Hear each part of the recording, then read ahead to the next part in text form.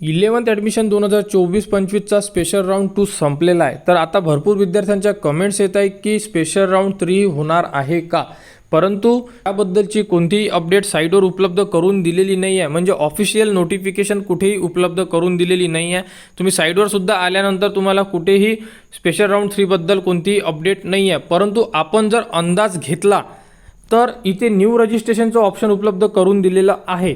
म्हणजे याचा अर्थ असा आहे की ज्या विद्यार्थ्यांनी आतापर्यंत रजिस्ट्रेशनसुद्धा केलेले नसेल ते विद्यार्थीसुद्धा रजिस्ट्रेशन करू शकतात.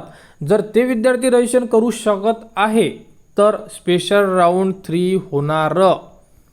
म्हणजे ज्याही विद्यार्थ्यांना वेट करत आहे त्यांनी वेट करू शकतात, कारण न्यू रजिस्ट्रेशनचं ऑप्शन असल्यामुळे आपण अंदाज लावू शकतो. 100% सांगत नाही आहे, परंतु एक अंदाज म्हणून सांगत आहे. कारण ऑफिशियल नोटिफिकेशन जोपर्यंत येत नाही, म्हणजे साईडवर कोणत्या प्रकारची नोटिफिकेशन देत नाही, तोपर्यंत आपण 100% होणार असं म्हणू शकत नाही आहे. फक्त आपण अंदाज काढू शकतो की होऊ शकते. कारण न्यू रजिस्ट्रेशन हे एक असं ऑप्शन आहे, पुढचा राऊंड होणार आहे किंवा नाही आहे हे आपल्याला दर्शवते. त्यामुळे न्यू रजिस्ट्रेशनचा ऑप्शन आहे तर स्पेशल राऊंड 3 होऊ शकते.